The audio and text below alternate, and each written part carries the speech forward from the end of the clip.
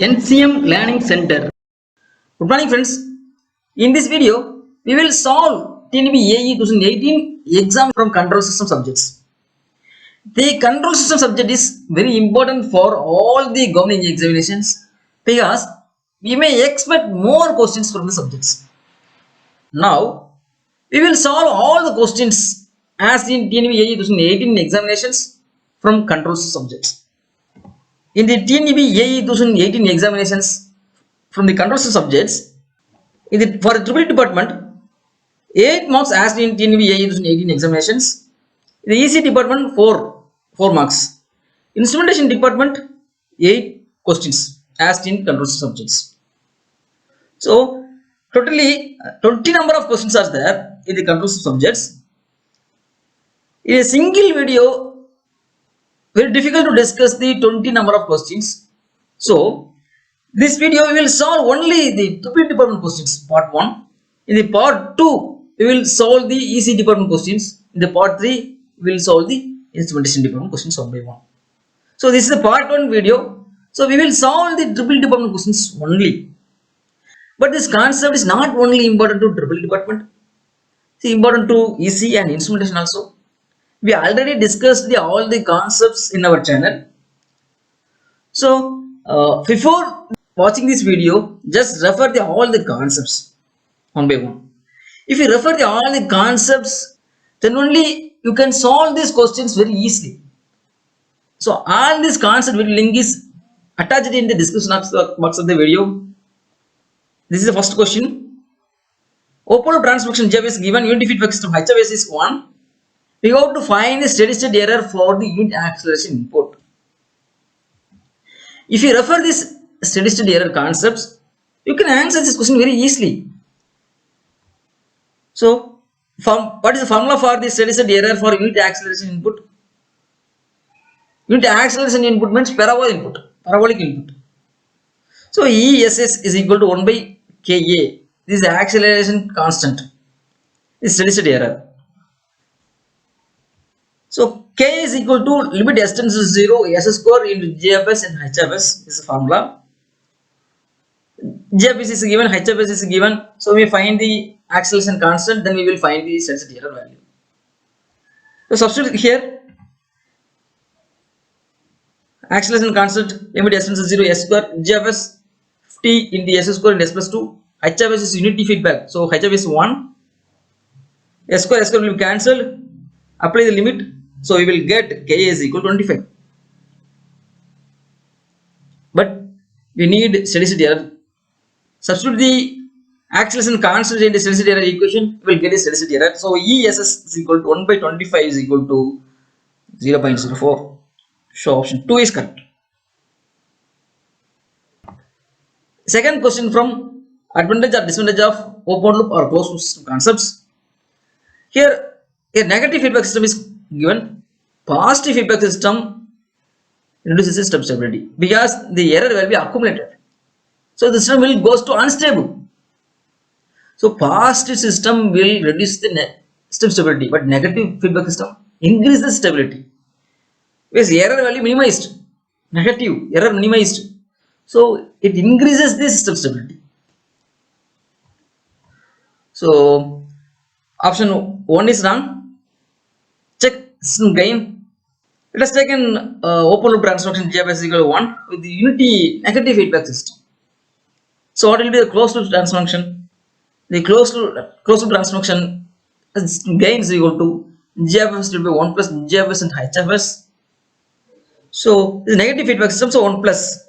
If it is positive feedback system, you will get GFS will be 1 by minus GFS HFS. Okay. Substitute here value. GFS value is 1, HFS value 1. We will get 1 by 2 is equal to 0.5. Open loop system is gain is 1, but closed loop gain is 1 by 2. If it is negative feedback. If it is positive feedback, we will get higher than 1. So negative feedback system reduces this system gain. So option 2 is correct. Option 3 is not correct. Option 4 also not correct. Third questions. The signal flow graph concepts. When you solve the signal flow graph concepts, don't solve this question step by step. It will take long time in the examinations. So try to eliminate the options. So we know that mass and gain formula, transfer function CFS by RFS is equal to sigma k till k bk divided by del. This is a mass and gain formula. K is number of forward path. So first find the number of forward path. See, number of forward path means forward path from R to C.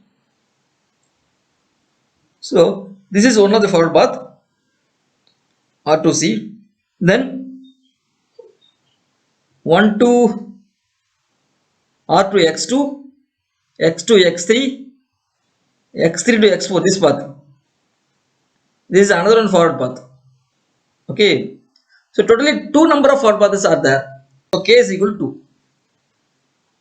So the transfer function CFS by RFS is equal to del 1 B1 plus del 2 B2 by del. Now compare these options.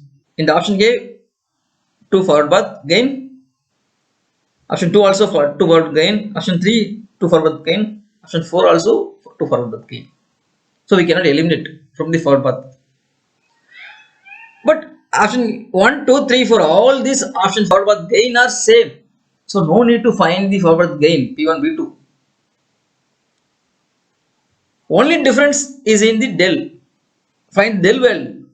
Then only we can eliminate option C easily. So del is equal to 1 minus sum of individual loop gain plus sum of product of 2 non-adjacent loop gain minus sum of product of 3 non-adjacent loop gain. So first find the sum of individual loop gain. Here individual loop, this is one of the individual loop G1, G4, H1. But in the formula minus. So the first for individual loop G1, G4, H1. So we will get minus G1, G4, H1 because this formula have minus. In the option 1, G1, G4, H1, this is plus. So option 1 is wrong. Yes, minus. 1 minus G1, G4, H1. Option 3 also 1 minus G1, G4, H1. Option 4 also minus G1, G4, H1. The second loop is G1, G4, G2 minus H2. This is second loop. But the formula have already a minus. So the loop gain will be plus G1, G4, G2, H2. In the option plus G1, G2, G4, H2. But in the option 3 and 4 minus. Loop gain will be negative, but the formula have already negative, so we will get the positive value. So option 2 is correct. Option 3 and option 4 are wrong. Okay. So instead of finding all the values step by step, try to eliminate the option. It will reduce the time. So for finding the answers, I will go for the fourth question. From routh criterions, the routh criterion concepts is already explained in our channel. So refer these concepts. We will solve this question. By the routh concepts, here in this characteristic equation, maximum power is s power 4. So first row s power 4 row, s power 4. So 4 is even number. So we have to fill this row even number of coefficients. So s power 4 coefficient is 2. Then even number is s power 2. So s power 2 coefficient is 2. Then s power 0, s power 0 coefficient is 10. This is s power 4 row. Then s3 row. S3 is odd number, so fill the odd coefficients. So s power 3 coefficient is 1. Then s coefficient is y5. Then fill s2 row by the cross multiplication of s3 row and s4 row. Here is the cross multiplication 1 into 2 minus of 5 into 2 by 1. So we will get 2 minus 10 by 1. So we will get minus 8. Then the cross multiplication here 1 into 10 minus this 0 value, 0 into 2 0. So 10 minus 0 to be 1. So we will get 10. This is s power 2 row. Then s1 row. Cross multiply using s2. We can find the s1 row by using s2 and s3 rows. Cross multiply it. We will get minus 80 into 5 minus 40. Minus of 10 into 1 10 minus 10. So minus 40 minus 10 by 8 minus 8. So we will get minus 55 minus 8. The answer is 6.25. Then S not row. Cross multiply it. 6.2 by 10 divided by 6.25 will get 10. So here maximum power in the characteristic section is 4. So total number of roots is 4. So check the first row of the hurwitz criterion. Number of sign changes. Here is positive, then positive, positive to positive, no sign changes. Positive, negative, one sign changes. The negative to positive. So totally 2 number of sign changes. So 2 number of roots are lies on the right cover base plane because 2 number of sign changes. So option 3 is correct. 2 number of roots lies on right cover base plane. Next question. The peak overshoot, what will indicate? So we know the formula for the peak overshoot. Time domain specifications formula, all the formulas. So peak overshoot formula, MP is equal to e power minus del by leader root of 1 minus del square and 100. This is a peak overshoot in percentage. If you know the peak overshoot, we can find the del value. So the peak overshoot explicitly indicate the del value. Del means damping ratio. So the option 4 is correct. Then 6 questions. It's a polar plot. Already we discussed the polar plot concepts. If you refer this video, polar plot concepts video, you can solve this question very quickly. We will check one by one. First, we will find the phase angle. We will check the phase angle. For the option 1, what will be the phase angle formula? Already we discussed how to find the magnitude and phase angle for all the transactions. If you don't know the calculation of magnitude and phase angle, just refer that concept also. So what will be the phase angle value? Pi is equal to minus tan inverse of omega t1 minus tan inverse of omega t2. Okay. In the polar plot, when omega is equal to 0, phase angle is 0. When omega is equal to infinite, the phase angle is minus 270. This is minus 270. 0, minus 90, minus 180, minus 270. When omega is equal to infinite, the phase angle will be minus 270 from the polar plot. So we will check. When omega is equal to 0, what will be the pi value? Tan inverse of 0 is equal to 0. So we will get pi is equal to 0. This is correct. When omega is equal to infinite, what will be the minus tan inverse of infinite? Minus tan inverse of infinite means minus 90. Tan 90 is equal to infinite. So tan inverse of infinite is 90. So we will get pi is equal to minus 90, minus 90, so minus 180. But in this polar plot, when omega is equal to infinity, the phase angle should be minus 270. So option 1 is wrong. Check second option. 1 by s means 90. In the denominator part, so minus 90. So we will get pi is equal to minus 90 minus tan inverse of omega t1 minus tan inverse of omega t2. Now check when omega is equal to 0, what will be the value? This is 0, this is 0, we will get minus 90. When omega is equal to 0, phase angle pi is equal to minus 90. But here in this polar plot, when omega is equal to 0, phase angle should be 0. So option 2 also wrong. Now we will check option 3. Here pi is equal to minus tan inverse of omega t1 minus tan inverse of omega t2 minus tan inverse of omega t3. So when my omega is equal to 0, apply here, we will get pi is equal to 0. So tan inverse of 0 is equal to 0. So when omega is equal to infinity, it's minus 90, minus 90, minus 90. So pi is minus 270. So option 3 may be a correct one. We will check option 4.